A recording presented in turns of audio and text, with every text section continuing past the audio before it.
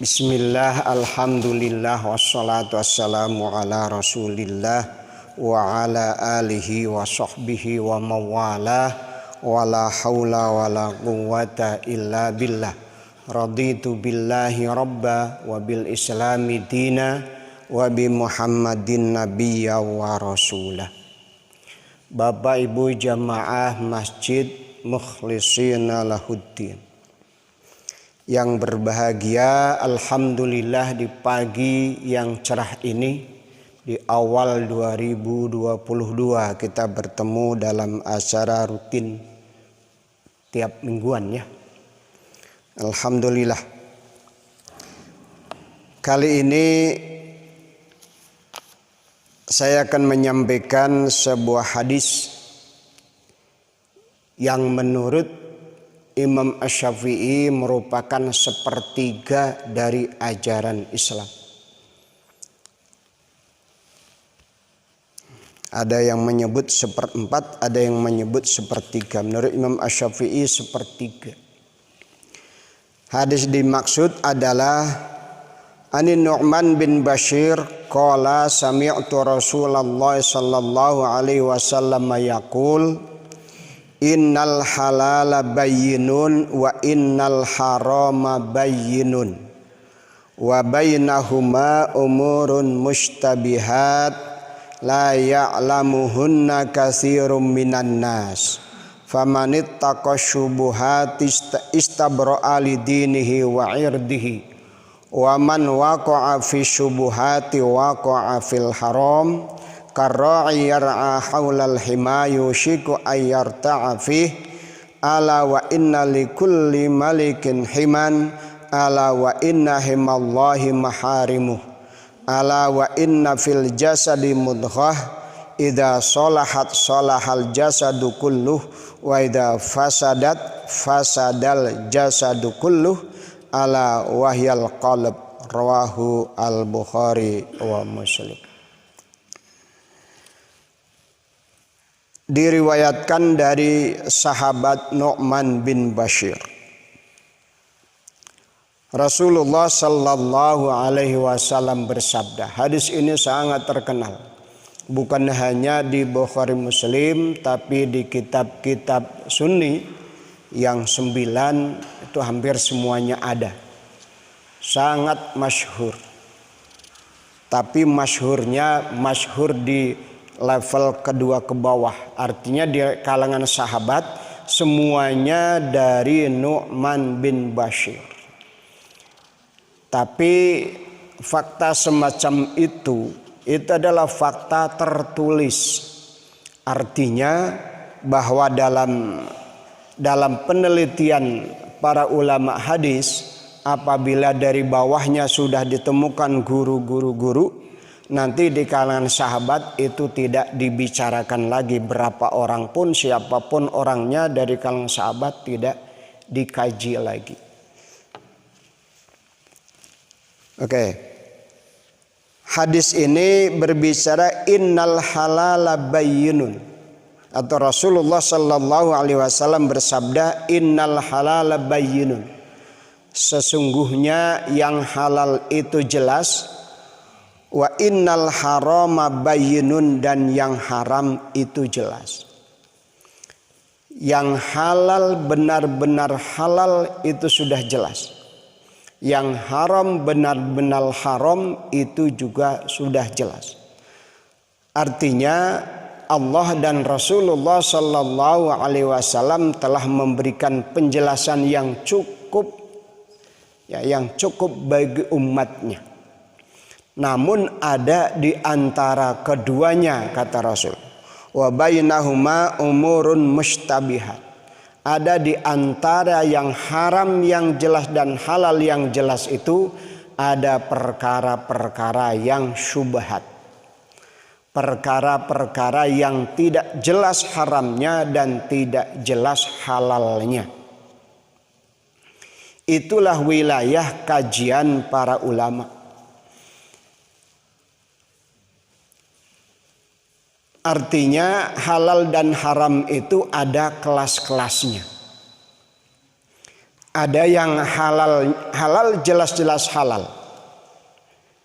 Dikatakan di dalam Al-Quran, umpama diperintah atau dianjurkan oleh Rasul, dicontohin atau dianjurkan atau diperintahkan, maka berarti tindakan itu, makanan itu adalah halal. Ada juga yang dilarang oleh Al-Quran, jelas-jelas dilarang, dan juga dilarang oleh Rasulullah Sallallahu Alaihi Wasallam. Itu juga berarti haram yang jelas. Tapi banyak di antara keduanya yang halalnya tidak jelas, haramnya tidak jelas. Kadang-kadang ada yang jelas haramnya, akan tetapi untuk cari satuannya enggak mudah. Jelas-jelas Al-Quran mengharamkan riba. Allah menyebutkan wa ahallallahu al-bai'a wa harramar riba. Akan tetapi dicari satuannya riba itu enggak mudah. Maka sampai sekarang tidak ada kesepakatan di antara para ulama hukum mengenai bunga bank. Bunga bank, khususnya bunga bank konvensional tapi milik BUMN, Badan Usaha Milik Negara, BRI, BNI, Danamon dan sebagainya itu BUMN, itu tidak disepakati keharamannya, tidak disepakati itu sebagai riba. Maka ormas-ormas Islam di Indonesia, NU, Muhammadiyah dan Persis sampai sekarang tidak berani mengharamkan bunga-bunga bank BUMN meskipun bukan bank syariah. Bahkan sekarang bank syariah kan merger jadi satu yang milik BUMN ya. Merger jadi satu menjadi Bank Syariat Indonesia. Kenapa para ulama nggak berani mengharamkan? Karena apabila suatu badan usaha milik negara, itu negara secara kajian fikih siasah berhak untuk memungut harta dari masyarakat untuk keperluan penyelenggaraan negara. Maka dulu pembangunan BNI khususnya, itu orang-orang tua kita tahu persis yang kelihatan mampu ditarik per KK 100 perak zaman tahun 1946. Itu BNI itu modal dari masyarakat. Setiap KK ditarik 100 perak zaman dulu. Kemudian menjadi modal bagi bank BNI. Meskipun pernah dimakan oleh seseorang 1,3 triliun, Pak ya. Pernah ada yang makan sampai sekarang nggak ketemu orangnya. Oke, kembali lagi ke hadis ini. Kenapa hadis ini dikatakan oleh Imam Asy-Syafi'i menjadi atau setara dengan sepertiga dari ajaran Islam? Karena dengan halal haram, pertama kita akan berada di jalur yang benar atau di jalur yang salah. Dengan mengetahui halal dan haram, kita akan selalu berusaha untuk berada di jalur yang benar dalam segala aspek. Karena yang namanya halal dan haram itu bukan hanya berkaitan dengan makanan, tapi berkaitan dengan akidah, berkaitan dengan syariah, berkaitan dengan muamalah. Maka kalau kita lihat kitabnya Syekh Yusuf Al-Qaradawi, Al-Halal wal Haram fil Islam, itu mencakup semua aspek kehidupan kita. Beliau mensistematika kitabnya itu menjadi Al-Halal wal Haram fil Aqidah, Al-Halal wal Haram fil Ibadah, Al-Halal wal Haram fil Muamalah, dengan segala rinciannya. Akidah ada yang halal, ada yang haram. Artinya yang benar itu berarti akidah yang halal. Kalau akidah yang menyimpang itu berarti akidah yang haram. Apa cirinya yang halal dan apa cirinya yang lurus dan yang menyimpang? Ketika dalam suatu keadaan kita sulit membedakan mana yang lurus, mana yang bengkok, mana yang benar, mana yang salah, kita perhatikan kelompok yang terbesar. Kelompok yang terbesar. Kalau dilihat dari ormas itu banyak, tapi kadang-kadang kita melihat oh ini umumnya di ormas ini berpendapat begini, ormas ini berpendapat begini, ormas ini berpendapat begini. Oh berarti ini yang pendapat-pendapatnya benar pasti, atau yang pendapat-pendapatnya sama dari sekian ormas, pasti ini di sini benarnya. Tapi ketika ada satu ormas yang ngayal nggak mau mengikuti yang lain, ya kita hati-hati, kita ikut pendapat-pendapat yang mayoritas. Alaikum bisawadil a'wam, kata Rasul. Ketika kondisi susah untuk memisahkan antara mana yang benar, mana yang salah, maka ikutilah pendapat yang mayoritas. Pendapat mayoritas jangan dibatasi oleh ormas, tapi dilihat dari pendapatnya. Karena boleh jadi nanti 5 ormas sama, 1 ormas berbeda, berarti yang 5. Insya Allah ulama-ulama yang ngumpul di 5 itu lebih banyak daripada yang 1. Maka pada umumnya kelompok yang banyak itu lebih terseleksi pendapatnya.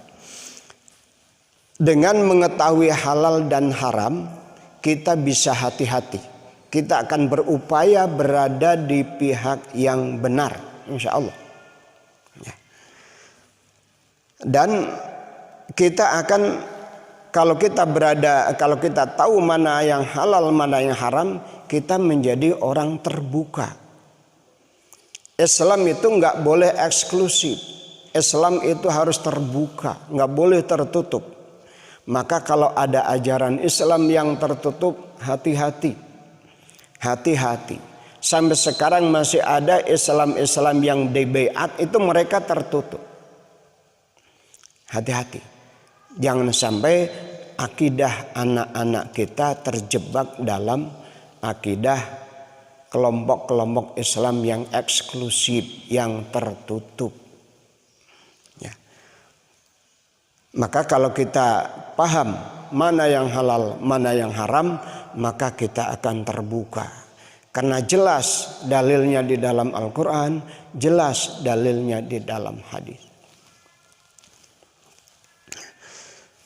Kemudian dengan halal dan haram kita bisa memastikan atau setidaknya optimis kita akan masuk kategori orang yang beruntung atau orang yang celaka. Insya Allah kita akan memilih menjadi kelompok yang beruntung. Dan itu juga terbuka. Bapak Ibu hadirin rahimakumullah. Al halalu bayyinun wal harama bayyinun. Innal halala bayyinun wa innal harama bayyinun. Para ulama mengkajinya, ada halal yang murni, halal yang jelas. Yang jelas-jelas halal itu yang dihalalkan oleh Al-Quran dan juga dihalalkan oleh hadis Rasulullah Sallallahu Alaihi Wasallam. Yang haram adalah yang diharamkan oleh Al-Quran dan diharamkan oleh hadis atau oleh sunnah Rasulullah Sallallahu Alaihi Wasallam. Ini sudah sangat banyak, sudah jelas. Apa yang diperintahkan dan halal itu nanti mencakup mubah, kemudian sunnah atau mandub, dan wajib. Ya, wajib itu masuk kategori halal. Wajib itu dari perspektif dalil. Ya, karena dalam kajian usul fikih, wajib itu adalah ma talabahu asyari'u ala fi'lihi talaban hatman. Sesuatu yang dituntut oleh syari', oleh Al-Quran atau hadis, oleh Allah atau Rasulullah sallallahu alaihi wasallam dengan tuntutan yang pasti, dengan tuntutan yang tegas, maka kajiannya dalil. Kajiannya dalil. Ya. Tapi kemudian turun di level para fuqaha, di level para mutasawwifin, para ulama tasawuf, wajib itu pengertiannya menjadi sesuatu yang bila dikerjakan berpahala, apabila ditinggalkan berdosa. Itu tinjauan para fuqaha, para ulama fikih. Maka seperti Imam Al-Haramain, termasuk juga Imam Al-Ghazali, itu mendefinisikan semacam itu. Tapi ketika Imam Al-Ghazali atau ketika keduanya berbicaranya dari sisi fikih, tapi ketika beliau itu berbicara dari usul fikih, wajib adalah ma talabahu syari'u ala fi'lihi talaban hatman. Haram sebaliknya, ma talabahu syari'u ala tarkihi talaban hatman. Sesuatu yang haram adalah sesuatu yang oleh syari', oleh Allah maupun Rasulullah sallallahu alaihi wasallam diperintahkan, dituntut untuk kita tinggalkan dengan tuntutan yang pasti, dengan tuntutan yang tegas. Ciri-ciri tegas itu ada ancaman apabila kita meninggalkan. Meskipun kadang-kadang apabila kita melakukan nggak ada janji, belum tentu ada janji, tapi apabila meninggalkan itu ada ancaman. Maka kemudian para ulama nanti membagi dosa itu ada dosa besar, ada dosa kecil. Yang ancamannya jelas di dalam Al-Quran dan dalam hadis itu disebut dosa besar. Tapi kalau yang ancamannya tidak tegas, ancamannya tidak tidak jelas ancamannya dalam Quran maupun hadis, maka dikatakan dosa kecil. Sebagian ulama menyatakan semua dosa, semua maksiat itu adalah besar. Ya, akan tetapi perlu ada klasifikasi semacam itu. Karena Al-Quran juga mengingatkan kepada kita wajtanibu kaba'ira minal ism. Ya, kita harus meninggalkan dosa-dosa besar. Ketika Al-Quran dan juga hadis mengklasifikasi ada dosa besar, ada dosa kecil, maka perlu kita ketahui apa sih perbedaan antara dosa besar dan dosa kecil. Yaitu para ulama mengatakan dosa besar itu, di antara ulama tersebut adalah Ibnul Qayyim Al-Jauziyah, kemudian juga Syekh Syamsuddin Az-Zahabi. Beliau itu menulis kitab Al-Kabair. Beliau menulis kitab Al-Kabair, kumpulan dosa-dosa besar. Ya. Kumpulan dosa-dosa besar. Ini pernah memang jadi polemik di kalangan para ulama mutakallimin. Pada zaman dulu, orang yang melakukan dosa besar itu apakah masih muslim, masih mukmin atau kafir? Itu pernah menjadi polemik. Ya, sebagian menyatakan masih tetap mukmin, sebagian menyatakan kafir. Sementara sebagian lain menyatakan al-manzilatu bainal manzilatain. Bukan kafir, bukan mukmin. Tapi ulama Ahlussunnah wal Jamaah menyatakan bahwa orang yang melakukan dosa besar masih tetap mukmin. Masih tetap mukmin. Ya, selama dia beriman masih tetap mukmin. Tapi mukmin yang berdosa, mukmin yang asi, apabila nanti bertobat dengan taubatan nasuha, pasti akan dikabulkan oleh Allah Subhanahu wa taala. Kalaupun tidak dikabulkan di dunia, dosa selain syirik itu sangat mungkin untuk diampuni oleh Allah Subhanahu wa taala. Tapi memang dosa terbesar itu dosa syirik. Kata Rasul, ijtanibu asab al-mubiqat asyirku. Yang pertama asyirku, yang kedua wal qatlu atau qatlun nafsi bi ghairi nafas. Yang kedua adalah membunuh. Yang ketiga sihir, hati-hati. Sihir itu masuk dosa besar. Ya. Sihir itu apa? Ya, yang jelas sihir itu sebagaimana yang umum diketahui adalah seperti teluh, ya, santet itu sihir. Tapi teman-temannya juga banyak sihir itu. Ya. Sebab di Al-Qur'an yang dilarang, di Al-Qur'an diceritakan bahwa di antara sihir itu wa yata'allamuna ma yufarriquna bihi bainal mar'i wa zaujih. Ya, di Babylon dulu ada dua malaikat, Harut dan Marut, itu yang mengajarkan sihir. Dia dua malaikat itu mengaku bahwa beliau itu ditugaskan oleh Allah untuk menguji. Tapi ujiannya begitu, ujiannya mengajarkan sihir. Tapi itu ujian, ya. Dua malaikat Harut dan Marut itu mengatakan, kami adalah ujian bagi kalian, dan ini jangan kalian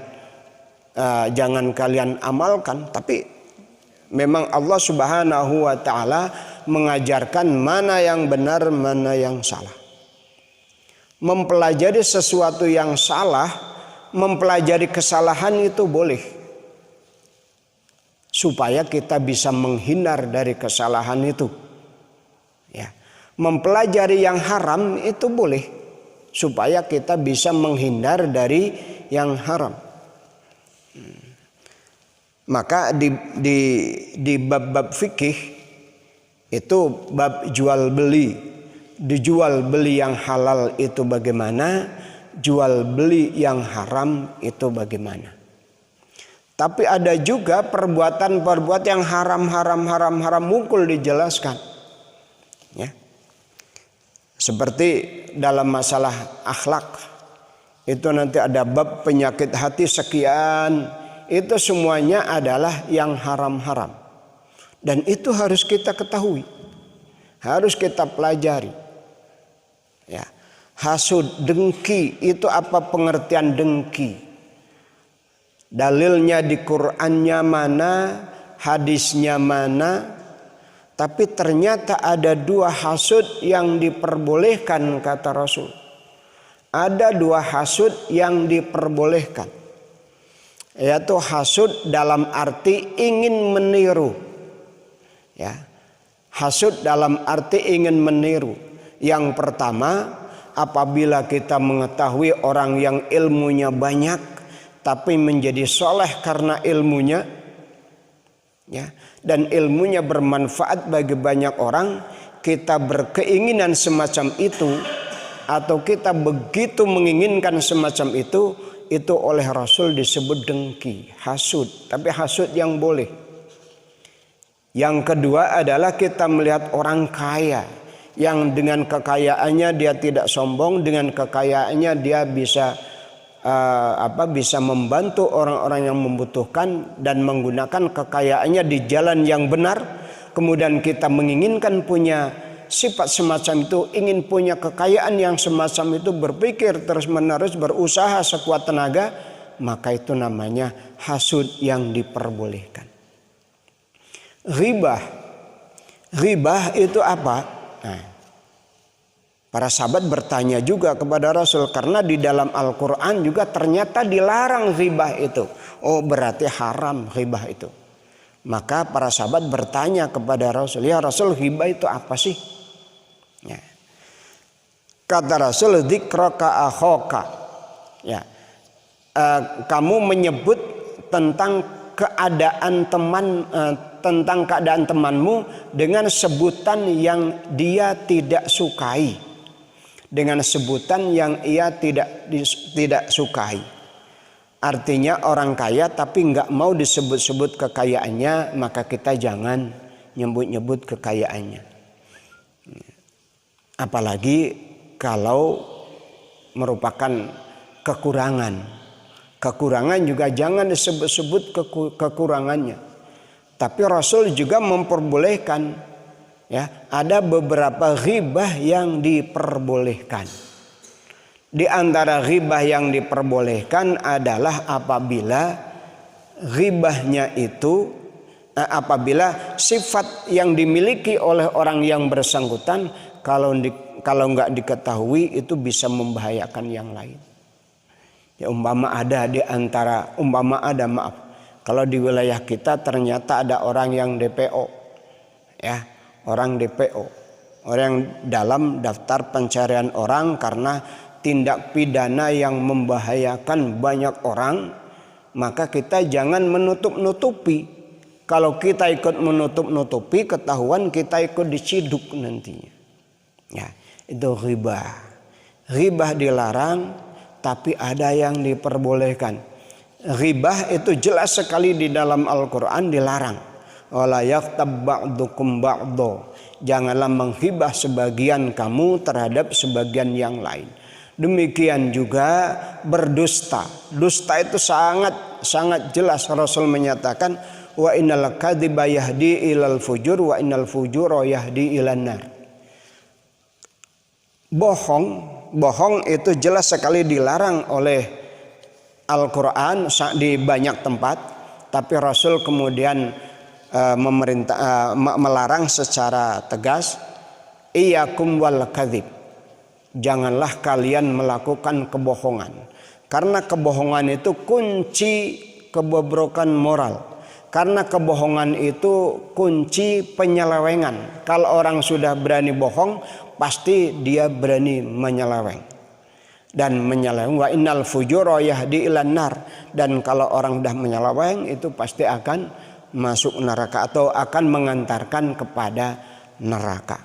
Tapi ada bohong yang diperbolehkan. Nah, antara lain apabila ada orang jahat, ya, ada orang jahat mengejar orang yang bagus lah. Orang jahat mengejar orang yang bagus, kita harus melindungi orang yang bagus. Ya, menolong orang yang terzalimi meskipun dengan cara bohong. Termasuk di dalam perang itu juga Rasul menyatakan al harbu khida'atun, bahwa perang itu penuh dengan tipu daya. Tipu daya itu antara lain juga bohong, meskipun bohong bukan yang sebenarnya, hanya taktik, ya. Seperti kalau pemain sepak bola itu juga taktik kan, mau nendang ke kiri kakinya seperti mau ke kanan, itu taktik bukan bohong. Tapi yang semacam itu memang diperlukan dalam perang, itu juga diperbolehkan. Termasuk juga bohong demi kedamaian, demi perdamaian di antara kita. Oke, Bapak Ibu hadirin rahimakumullah. Kita sekarang memasuki perkara-perkara yang berada di antara halal dan haram, atau yang sering disebut syubhat. Syubhat dalam pengertian fikih, dalam pengertian usul fikih. Kenapa? Apa sih bedanya usul fikih dan fikih? Kalau usul fikih itu dari proses, ya, metodologi untuk menemukan hukum fikih. Pengetahuan tentang hukumnya itu adalah fikih, tapi tentang prosesnya, tentang kajian dalil-dalilnya itu usul fikih. Ulama usul fikih menyatakan yang namanya syubhat itu adalah satu perkara yang di dalamnya ada dalil boleh, ada dalil halal, ada dalil haram. Sesuatu yang di dalamnya ada dalil halal, ada dalil haram. Di antara para ulama ada yang menyebutkan bahwa di antara para ulama ada yang menyebutkan bahwa gaji pegawai negeri itu syubhat. Alasannya apa? Karena pendapatan negara itu tidak semuanya dari jalur yang halal. Ada pajak pajak usaha yang halal, pajak usaha yang haram, bahkan termasuk pajak lokalisasi prostitusi itu juga ditarik oleh mereka, termasuk perusahaan-perusahaan yang haram umpamanya pabrik minuman keras dan sebagainya. Perusahaan minuman keras itu tentu ada pajaknya. Nah, maka sebagian ada yang menyatakan itu syubhat. Tapi sebagian lain menyatakan ya enggak syubhat, kalau sudah masuk di kantong negara itu menjadi halal. Jadi kantong negara itu ibarat laut. Dari darat itu ada yang keruh, ada yang tawar, tapi semuanya menjadi asin semuanya kalau sudah di laut. Ibaratnya begitu. Dan ini juga antara lain para ulama berdalil bahwa Rasulullah Shallallahu Alaihi Wasallam ketika diberi daging sodakoh oleh salah seorang mantan hamba sahayanya Aisyah namanya Barirah. Kemudian jadi mantan hamba sahayanya Aisyah namanya Barirah itu mendapat bagian hewan. Karena di zaman Nabi zakat itu kan ada zakat onta, ada yang zakat sapi, ada yang zakat domba. Ya. Maka ketika zakat yang berupa hewan ternak itu disembelih, maka dibagikan kepada fuqara, masakin dan sebagainya. Maka Barirah mendapat bagian dari daging sodakoh atau daging zakat. Kemudian oleh Barirah diserahkan kepada Aisyah. Ya sudah dimasak maksudnya. Kemudian Rasulullah Shallallahu Alaihi Wasallam mau makan. Aisyah bertanya, ya Rasul, itu kan daging sodakoh. Sementara Rasulullah mengharamkan dirinya menerima zakat sodakoh beserta ahlul baitnya, beserta keturunannya.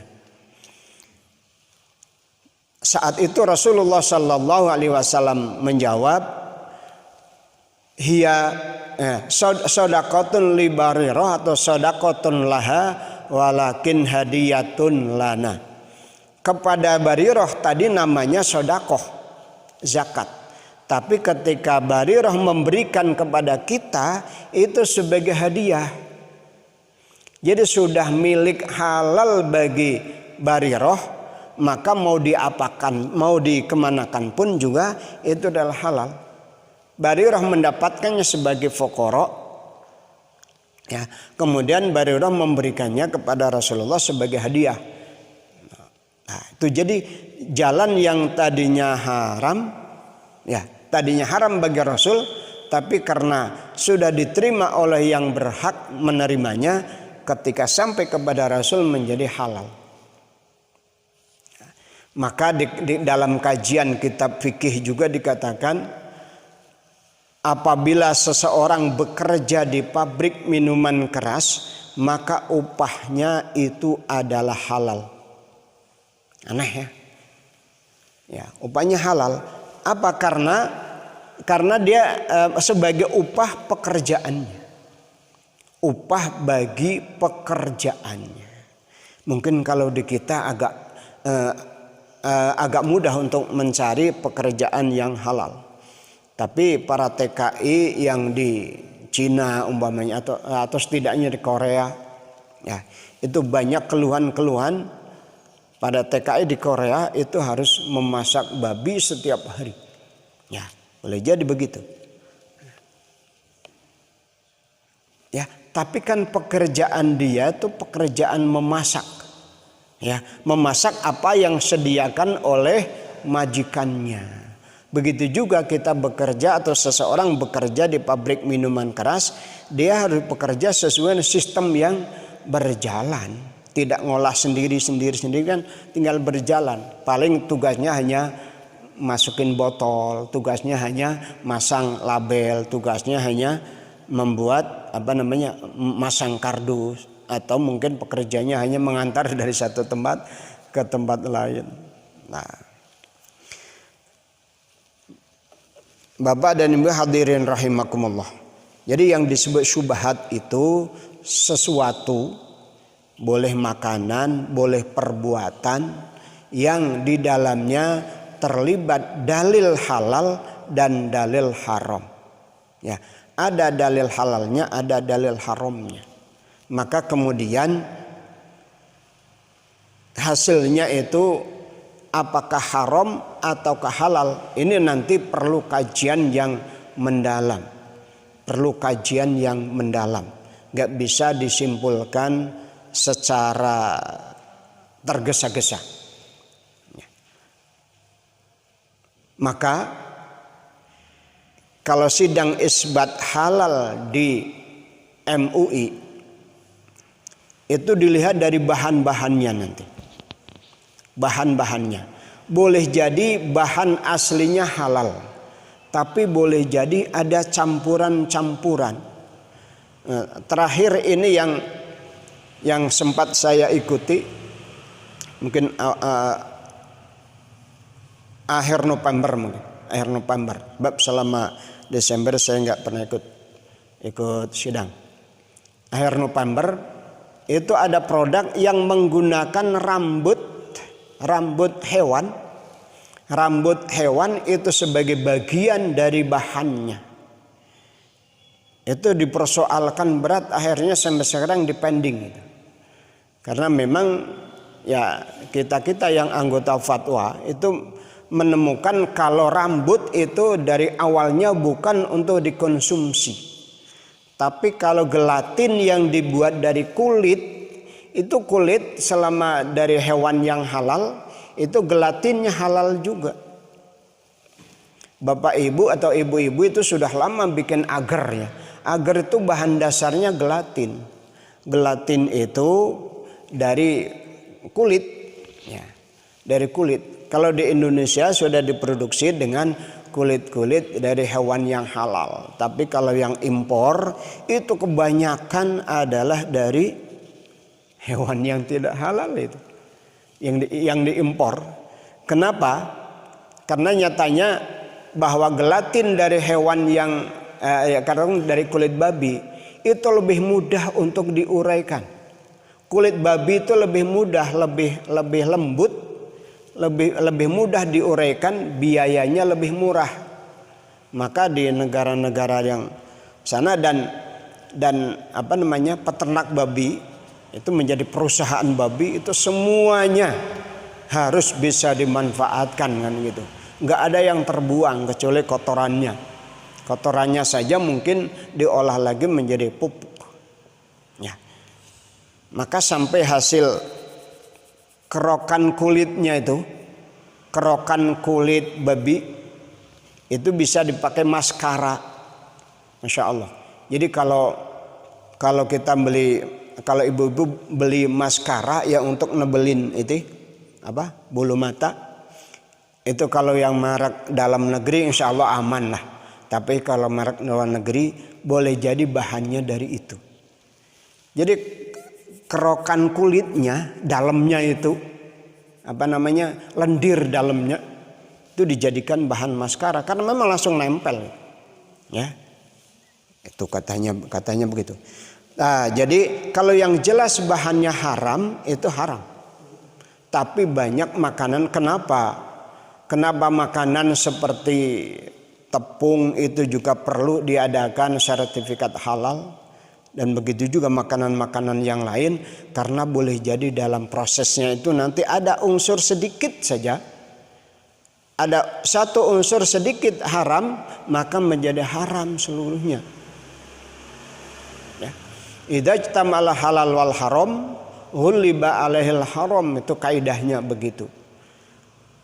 Ya, maka ada pepatah di kita, nila setitik bisa merusak susu sebelanga. Dalam kajian fikih juga, apabila air tidak sampai 2 kulah, apabila terkena najis menjadi mutanajis. Tapi sekali lagi tadi ada di awal saya sampaikan, ada yang jelas-jelas diharamkan, akan tetapi susah untuk dicari satuannya. Judi itu apa saja bentuknya? Ya, yang jelas ada, jelas. Tapi kemudian ada yang memperselisihkan sebagai judi atau bukan, antara lomba-lomba. Kalau bapak ibu anaknya ikut lomba di SD atau di TK, kemudian sebelum ada syarat pendaftaran dengan membayar, nanti kemudian hadiahnya diambil dari uang pendaftaran itu, maka itu persis melarang betul itu lomba yang semacam itu. Mungkin yang lain juga begitu sebenarnya, sepakat kalau lomba hadiahnya diambil dari uang pendaftaran itu, maka nanti itu persis dengan judi. Ya. Maka kalau umpama di madrasah sini atau di SD bapak ibu yang ikut mengelola itu, kalau lomba sebaiknya jangan dipungut dari para peserta lomba. Sama aja kan seperti itu.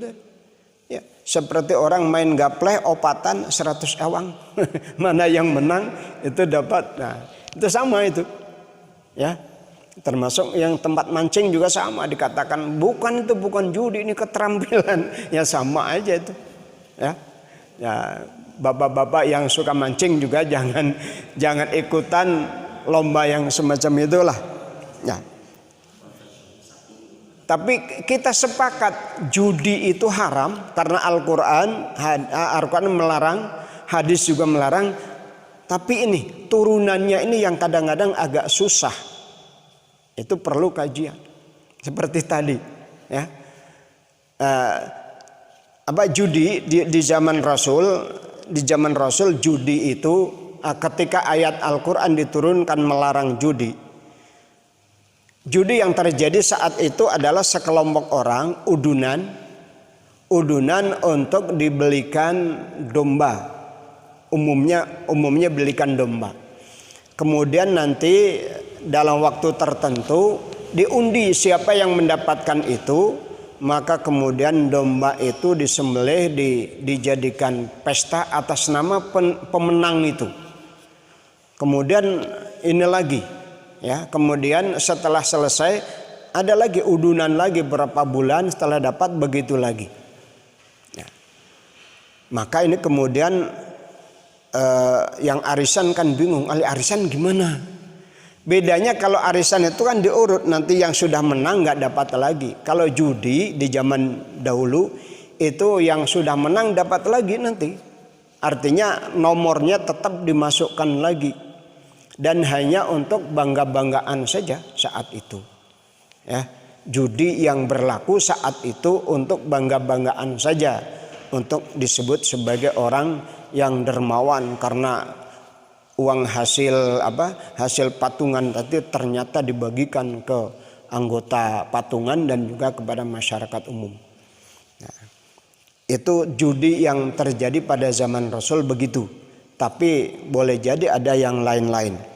Ya, termasuk kan ada dengan mengundi panah zaman Rasul ada juga. Ya meskipun lomba panah, tapi kalau caranya begitu, ya lomba panah setiap orang yang mau melemparkan panah bayar umpama satu panah 20.000, ya. Ya, berapa orang gitu nanti. Siapa yang di paling tengah, siapa yang di pinggir gitu. Sama. Nanti akan dapat berapa. Itu adalah judi di zaman Rasulullah Sallallahu Alaihi Wasallam. Di kita segala sesuatu yang berupa lomba-lomba semacam itu hendaknya kita jauhilah. Ya, lomba-lomba yang dipungut pendaftaran untuk kemudian nanti dijadikan hadiah. Ya, maka kalau kita akan itu ya pendaftaran tadi paling untuk alat, untuk sarana, untuk apa, sementara hadiah sediakan dari ketua DKM atau dari sumbangan donatur dan lain sebagainya. Temannya sudah biasanya sampai jam berapa? Udah cukup. Ya ini sedikit lagi. La ya'lamuhunna katsirun minan nas. Yang perkara syubhat itu tidak diketahui oleh banyak orang. Yang mengetahui hanya sekelompok orang. Ya, maka sekelompok orang itu berkewajiban untuk membahasnya. Alhamdulillah di kita banyak majelis-majelis fatwa. MUI jelas punya, NU, Muhammadiyah, Persis dan ormas lain pun punya lembaga fatwa. Nah, alhamdulillah, maka mereka itu bertugas atau termasuk melaksanakan tugas atau mengambil tugas ini. La ya'lamuhunna katsirun minan nas.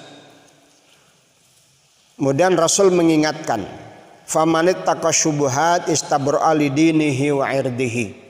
Maka perkara yang subhat itu kita jangan suka main di perkara yang subhat. Perkara yang terikat oleh dalil halal dan dalil haram. Hendaknya kita hindari itu. Waman waqa'a fi syubhat, orang yang suka main di situ pasti suatu saat akan terjerumus ke dalam haram. Rasul mengibaratkan kalau orang menggembalakan hewan ternaknya di wilayah atau mendekati wilayah terlarang. Wilayah terlarang. Jadi seperti TNI kalau punya pabrik senjata pasti dalam berapa puluh meter di luar itu nggak boleh ada orang masuk. Ada istilah ring 1, ring 2 ya. Di luar itu nggak boleh masuk. Ya. Karena boleh jadi akan terjatuh ke dalam haram. Jadi kalau kita suka main permainan semacam itu, meskipun tadinya kita hanya main gaple hanya untuk mengisi, tapi suatu saat nanti ada lomba gaple di 17-an. Di 17-an ada lomba gaple, jangan-jangan suatu saat kita akan main gaple gitu. Awalnya mah iseng gaple untuk ngisi waktu saja. Lama-lama bisa dilombakan. Bukan hanya lomba, lama-lama dijadikan ajang judi. Bisa begitu itu. Ya. Ala wa inna likulli malikin himan. Setiap raja itu pasti ada memiliki wilayah terlarang. Dan wilayah larangan Allah Subhanahu wa ta'ala adalah apa-apa yang Allah haramkan. Rasul mengingatkan, ketahuilah bahwa pada setiap jasad kita ini ada segumpal daging yang apabila itu baik maka seluruh tubuh kita akan baik, dan apabila itu jahat, apabila itu rusak maka seluruh tubuh kita akan rusak. Ini mengingatkan kepada kita bahwa memang di dalam kita, di dalam dada kita, hati kita itu ada satu pemegang komando. Ya, yang menginginkan mengarahkan kita untuk melangkah kepada yang baik maupun kepada yang buruk. Ada di komando kita ini, di dalam hati kita. Apabila kita memperturutkan kepada yang buruk, maka kita akan jatuh kepada yang haram. Apabila kita membawanya kepada yang baik, maka kita akan berada di jalan yang halal. Ala wahyal qalb. Ya, segumpal daging itu atau segumpal darah itu adalah hati. Itu Rasul hanya menggambarkan hati semacam itu, tapi hakikatnya hati yang dimaksud tadi bukan hati dalam bentuk fisik, ya, tapi adalah pikiran kita, fuad kita. Maka apabila kita sering zikir kepada Allah, insya Allah fuad kita, hati kita akan terbawa kepada kebaikan. Bab hati kita itu begitu mudah terombang-ambing, tinggal kita membiasakannya di mana. Kalau kita terbiasa dalam kebaikan, insya Allah akan mengajak kepada kebaikan. Apabila kita masuk ke tempat-tempat atau wilayah-wilayah yang tidak baik, maka hati kita akan membawa kepada ketidakbaikan.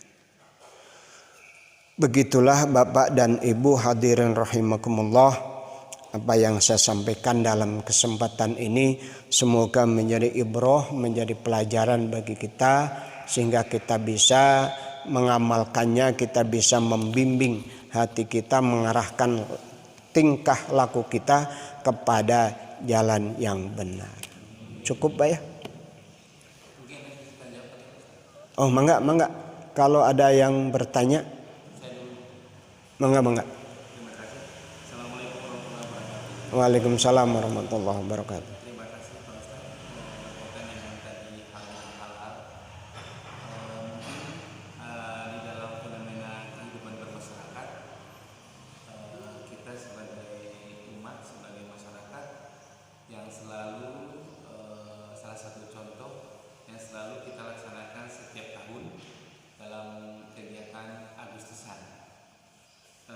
Mungkin pernah kita merasakan atau mungkin ada yang ada di sini bahwa setiap pelaksanaan Agustusan itu masyarakat itu diminta berkontribusi dalam artian kita ingin merayakan kemerdekaan.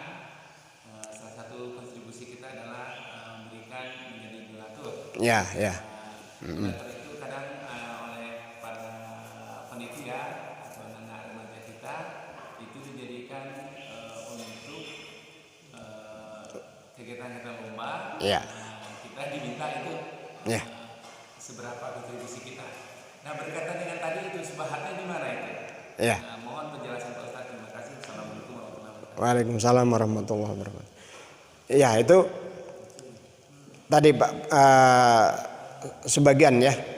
Maka kegiatan yang memperebutkan hadiah.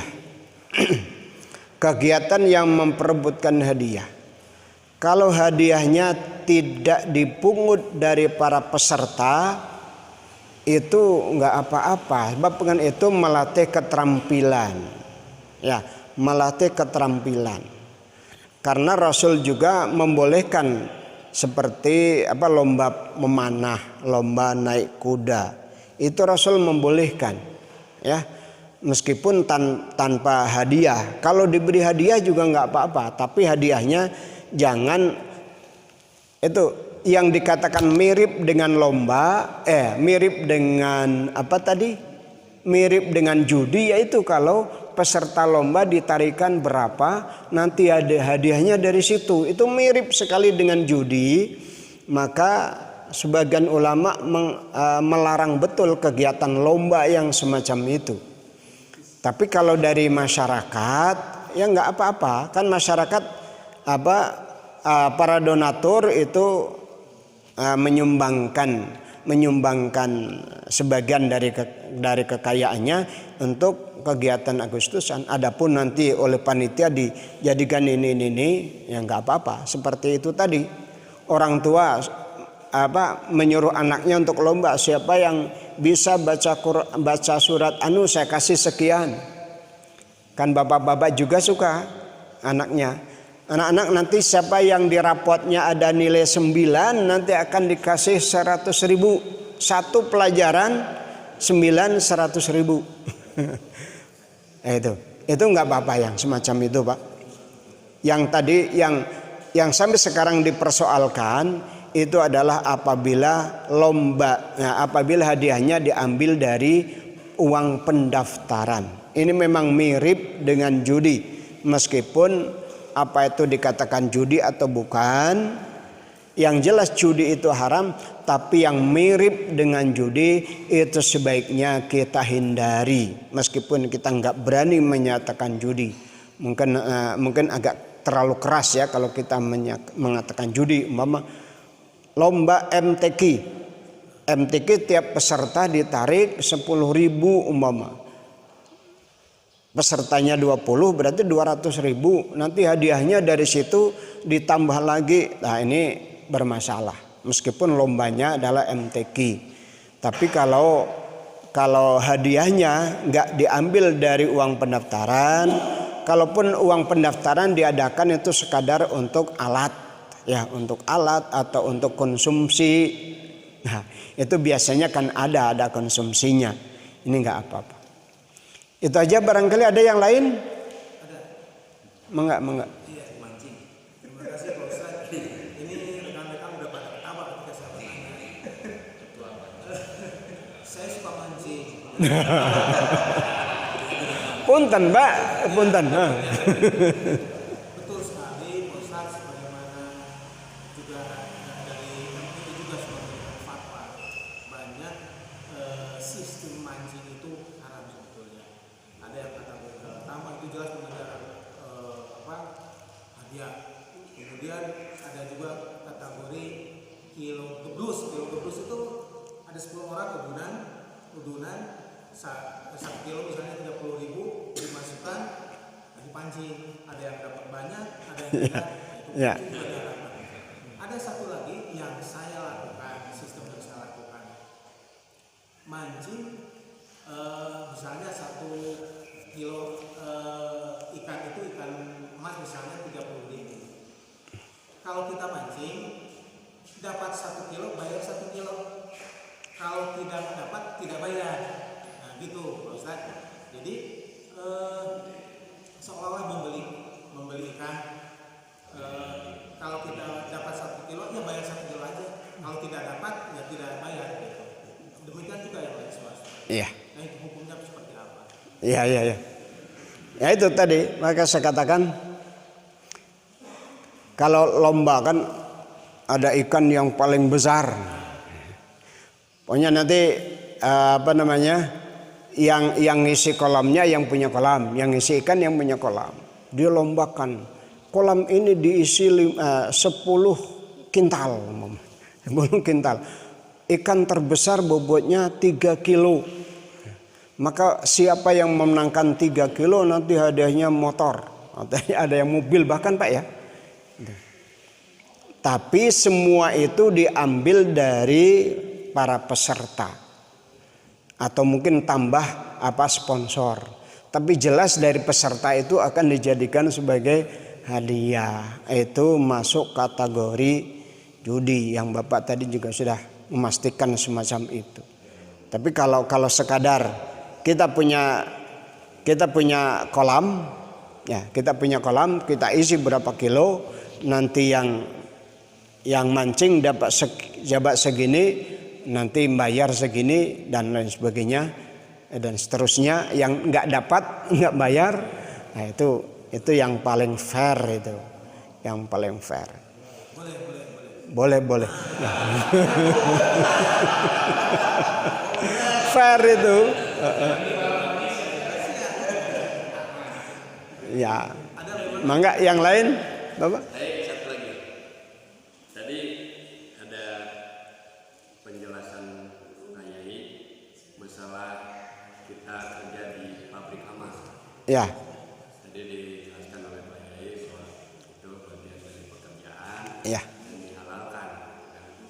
Tapi ada keterangan lain Pak Yai yang saya sering dengar bahwa hamar itu adalah haram. Ya. Yang meminumnya dan siapapun yang berhubungan dengan hamar itu adalah Ya. haram, baik yang minum, menjual, Ya. memproduksi maupun yang fasilitas angkut, Ya. semua adalah haram. Nah, bagaimana bertentangan dengan itu Pak Yai? Ya, oke. Memang dalam kajian fikih ya. Dalam kajian fikih, apabila kita bekerja sesuai dengan SOP-nya, tugas kita bagian apa?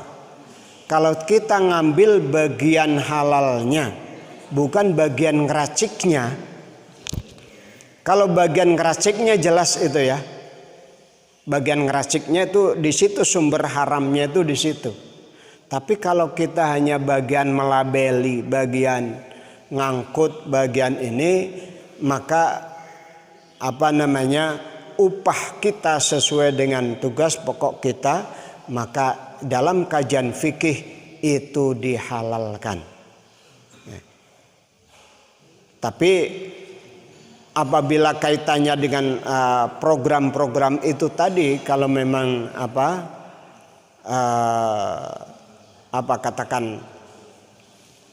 programnya program untuk homernya dalam rangka penyebaran homer, penyebaran atau meratakan konsumsi homer, itu ada sisi haramnya. Tapi kalau kita batasi pada pekerjanya, kita bekerja di pabrik ini sebagai apa? Ambil posisi yang halal, maka bisa halal. Ambil posisi yang halal, maka bisa halal. Ini kan jadi pertanyaan berat para tukang beca di wilayah prostitusi, di lokalisasi. Tukang beca atau tukang ojek. Pak, gimana kalau saya tukang ojek di sini? Ya.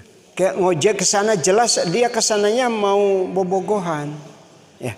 Tapi kan jasa kita, jasa mengantar kemana saja. Ya. Jasa kita adalah mengantarkan dari satu titik ke titik itu. Ya, mau di sana mau ngapain silahkan saja. Nah, maka itu jadi akhirnya dari sisi itu Pak, dari sisi kita mengantarkan orang kemana saja adalah halal. Adapun nanti orang di sana mau melakukan apa, kita tahu sebenarnya dia ke sana mau apa, tapi kita ambil posisi. Kita dari sini ngantarkan ke sana adalah halal. Itu halal Pak. Itu ya, jadi termasuk di situ tuh nanti seperti itu tadilah. Maka para ulama ketika melihat Rasulullah SAW menerima daging yang diberikan oleh siapa? Oleh Barirah. Kata Rasul, Barirah memberikan ke kita itu sebagai hadiah. Tapi Barirah menerima dari panitia zakat itu sebagai zakat. Kalau sebagai zakat haram, tapi sebagai hadiah. Kalau menerima langsung dari situ, Nabi nggak mungkin mau. Kalau menerima langsung dari panitia zakat. Tapi karena menerimanya melalui Barirah, maka Rasul mau memakannya. Itu Pak, meskipun memang dari sisi itu, dari posisi-posisi yang haram, ya khawatirlah lebih baik kita jangan ambil. Kita ambil posisi-posisi yang halal. Ya, seperti tukang label, tukang nyuci botol, itulah kurang lebihnya. Itu barangkali Bapak dan Ibu. Berkaitan dengan tadi itu, bicara halal. Di zaman kecanggihan teknologi pada saat ini, seseorang bekerja yang tadi disampaikan, dia seorang kurir atau orang yang diamanatkan untuk menyampaikan barang. Dia tidak tahu itu isi barang itu apa. Yeah. Ternyata dia kena operasi, isinya narkoba. Sementara dia tidak tahu menahu isi apa yang diantarkan. Apakah upah yang didapat oleh kurir tadi itu halal? Iya. Yeah. Nah itu pertanyaan saya, karena banyak kejadian seperti itu. Betul. Ya, jasa-jasa pengantar kan halal. Kalau tahu haram, ya pasti nggak akan berani lah. Bama narkoba nggak mungkin berani ngantarkan kan. Tapi di situ kan tulisannya mungkin buku atau makanan apa. Biasanya makanan berada di makanan. Kalau ternyata disortir, ternyata ada ininya, kan tulisannya makanan. Ada tulisan kan isi barang. Yang misalkan seseorang berita aja.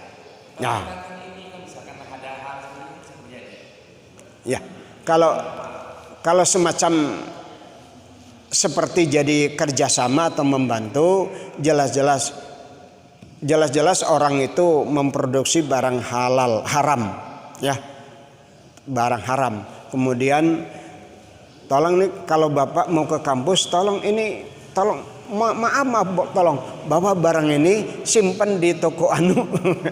Kalau kita tahu pasti curiga, jangan. Itu kita bisa haram ya. Itu bisa haram. Ya. Maka tapi tadi itu ada batas-batas pekerjaan yang memang aslinya halal, lakukanlah. Jadi kalau ada ojek di antara kita, ada tukang Grab, minta antar ke sana, antar saja, nggak usah banyak nanya. Nanya itu yang membahayakan. Bapak ke sana mau apa? Mau ke Bobogohan. Gimana? Dilanjutkan gimana? Nggak dilanjutkan gimana kan? Nggak usah nanya. Bapak nggak usah adanya. Bapak ke sana mau apa nggak? Jadi umpama kita berada di sini, ya kita Grab di sini, kemudian ada penumpang minta diantar ke sana, antarkan aja ke sana, Pak. Sekian ongkosnya, tahu kan dari sini ke sana sampai ke sana sekian. Ya, antarkan aja, kita sudah tahu kita akan dapat ongkos berapa. Di sana mau ngapain itu berada di luar kemampuan kita. Kita nggak usah banyak nanya. Ya. Mungkin agak curiga sih perlu. Ya, agak curiga perlu. Boleh jadi, Pak nggak jadi kalau ke sana mah nggak apa-apa. Tapi kalau sudah naik jangan nanya kemudian tanya, turunkan di tengah jalannya. Lebih baik kalau nggak mau dari awal. Saya nggak mau narik, Pak. Gitu. Udah cukup barangkali, Pak ya. Alhamdulillahirabbil alamin. Sekali lagi semoga kajian kita menjadi ibrah bagi kita. Kita menjadi semakin hati-hati. Sekali lagi urusan halal dan haram itu urusan pokok di dalam agama. Al-Quran dikatakan sebagai Al-Furqan karena memisahkan antara yang hak dan yang batil. Hak itu wilayah halal, batil itu wilayah haram. Wallahu a'lam bishawab. Billahi taufik wal hidayah. Wassalamualaikum warahmatullahi wabarakatuh.